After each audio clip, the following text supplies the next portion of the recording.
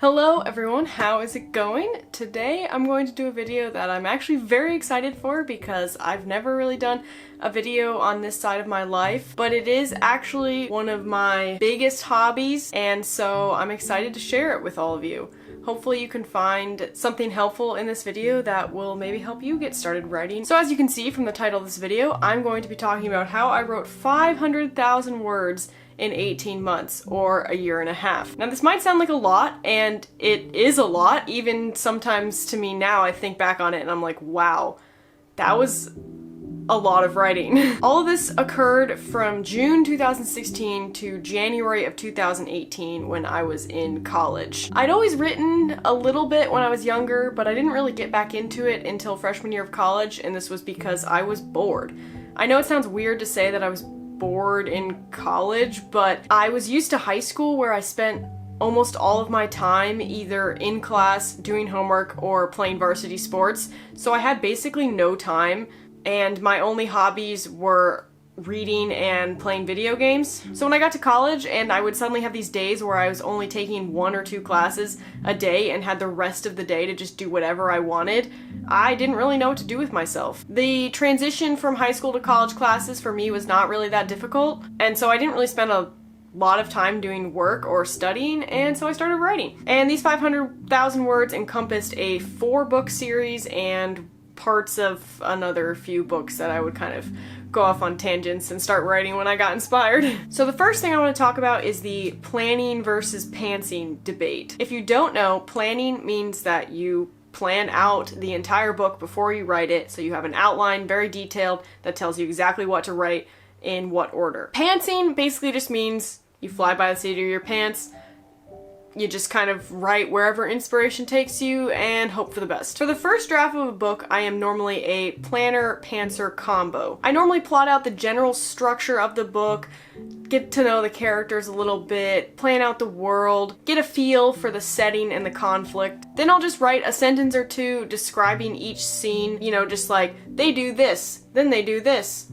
And then I'll just write from that, only for about the first 10,000 words of the book or so. Then as I've written that section and I get a better feel for where the book is going, I will plot out small sections at a time, and that's what I do for the first draft. In the second draft, I will read through my entire first draft, and then I will do a more detailed outline. It's still only 2 or 3 sentences per chapter, but I will do the whole book at once. Writing a second draft is always so much easier because you're working off the first draft. You don't have to think as much, and so my advice is always just to pound out the first draft, do whatever you can to get that first draft done, no matter how horrible it is, no matter how disorganized it is, because it will all come together in the second draft. And you will be able to write more words in that second draft for sure. Next up is excitement. I think it's very important to harness excitement about a book whenever you have it. What happens to me is when I start planning, there's always this one scene that I can picture so clearly in my head that I really want to write, and normally it's not for like till 3/4 of the way through the book, and what I end up doing is I end up rushing to get to that scene. So I'm skipping over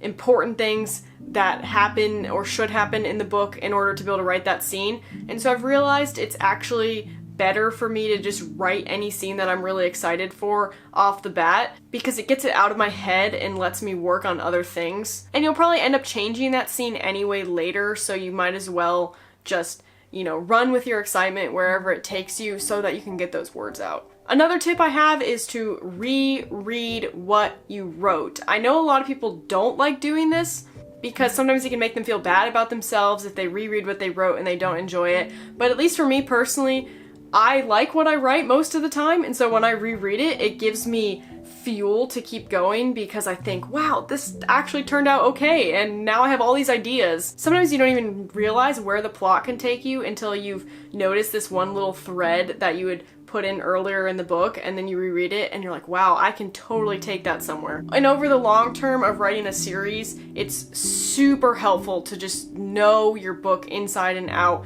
because there were some points where I had some sort of detail that was in the beginning of the first book and it ended up coming back later in the last book of the series, and it wasn't even planned. Like when I'd written it in the first book, it wasn't even something that was supposed to reappear later on, but because I'd been rereading it, it kind of sparked something in my mind and I thought, wow, I can use this later. So I definitely recommend rereading your own work whenever you need inspiration. Now let's talk about writer's block. I'm sure any of you who have tried to write anything from an academic paper to a story to poetry, any of the above, have probably experienced some form of writer's block.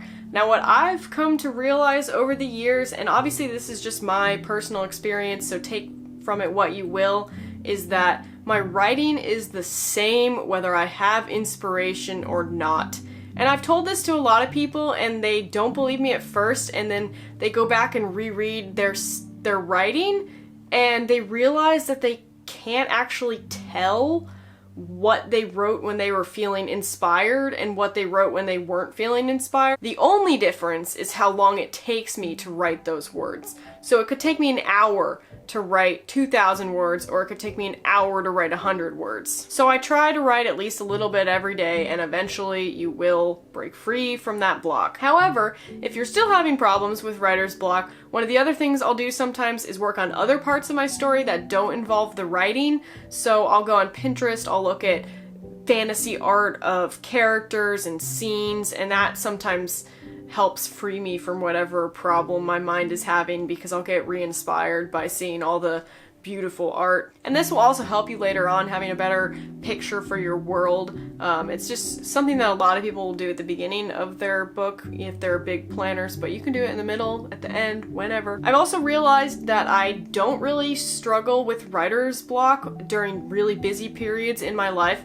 I think one of my most productive writing months ever was 70,000 words in November. And this was during a school semester where I was taking 18 credits of upper level classes and doing research and working a part-time job. So I had basically no time. I had about half an hour before I went to bed every night to write, and that half hour was so productive because I knew I had no other time. And whenever I'd go home in the summer and I had all this time where I wasn't doing schoolwork, I had a job but it wasn't, full time, I got nothing done. Because you sit down, you wake up in the morning, you're like, I have all day, I'll do it later.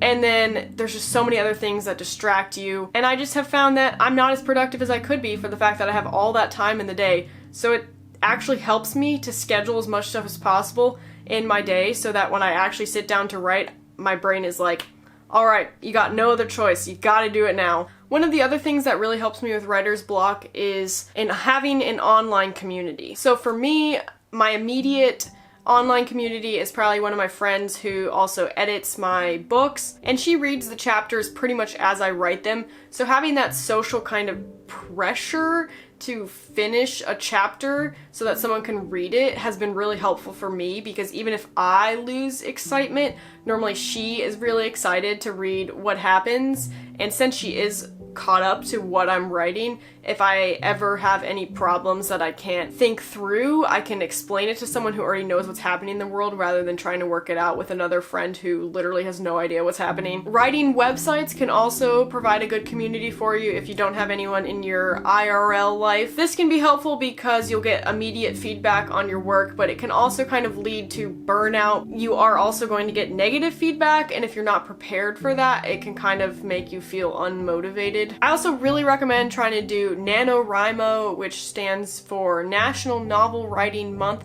This takes place in November of every year, and it challenges people to write 50,000 words in 1 month. You can set your own goal however you want, but even for me, 50,000 words during the peak of my writing performance was work. It's hard. I mean, that's like 1,500 to 2,000 words a day, which is a lot. They also have a feature on the website called Writing Sprints. So basically it sets a timer on the website for however long you want. I normally do half an hour, and you try to write as many words as you can in that half hour. This is also really fun to do with writing friends because you can compete with each other to see who can write the most words in that half hour. This is really helpful for people who struggle with stopping to edit while they write. I know a lot of writers who cannot resist the temptation to go back and edit their work, but when you are just trying to output as many words as possible to finish a draft, you can't really afford that. And so the writing sprints, you feel that external time pressure beating on you, and so you're less inclined to go back and stop and rewrite things.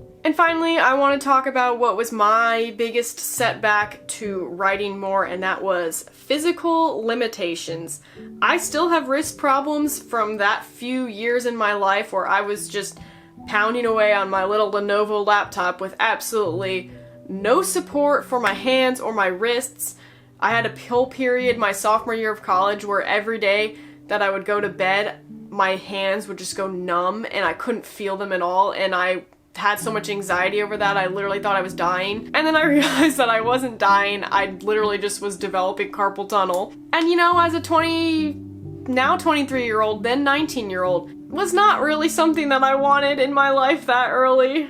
So I went through pretty much every different possible solution to this. I can definitely help you out with that. I tried the wrist braces, but they didn't really help that much. I tried the little foam thing that you put in front of your keyboard when you're typing to like keep your wrists flat. That helped a little bit, but not that much because my fingers were still moving too much. One of the things that helped me a lot was doing wrist exercises before bed. So there's a couple different ones online, but you know, you hold your wrist back, you do this with your hands, and it just helps. I also used Dragon, the voice assistant, for a while, where you can actually just talk to your computer and it will write for you. I actually did end up writing an entire book this way, and I now don't remember which book it was, so that just proves to you that they sound the same whether or not I typed it or dictated it, because now I don't even know which one it was. My only problem with this was that I felt awkward whenever there was silence. So normally, you know, when you pause your typing, it's not a big deal, but when you stop talking, it's very dead. And I couldn't listen to music while I did this because my brain just could not do that much processing at one time. The benefit to this, of course, other than my wrists, was that my dialogue felt a lot more natural, because when you're speaking it, you tend to write dialogue the way that people would actually speak, whereas when you're typing it, it can feel a little clunky sometimes. My solution now today is the Microsoft ergonomic keyboard. This is what it looks like. So when you can see it from this angle, basically one side is higher than the other, and there is a foam pad on the front that your wrists sit on. It's very loud, and it's kind of bulky, which is really annoying because you need a big desk for it, and you can't really write on the go. However, this is probably the only thing that has let me write really long periods of time really aggressively and not have a ton of issues. I do still have twinges of pain every once in a while, but I am pretty happy to no longer feel like I'm destroying part of my body early in my 20s. Well, that's all I have. I hope some of these tips were helpful, just to kind of hear from someone who has gone through the ringer. Obviously, that was just a short snippet of my life where I wrote the 500,000 words in a year and a half. I do not output nearly that amount now, but in the last 5 years, I've probably written over 1 million words, I would say. And you know what? They say you gotta write 1 million words to consider yourself good at it, so I guess I'm good at it. Let me know if you'd like any more writing videos. You can comment down below. If there's anything more specific that you want me to cover, I can go more in depth into how I plot my process, how I develop characters, pretty much anything you can think of that you'd want to hear. I would love to talk more about writing. I think it's really fun, and if you guys want to hear it, I will definitely make it. So thank you for watching. Happy writing, and peace.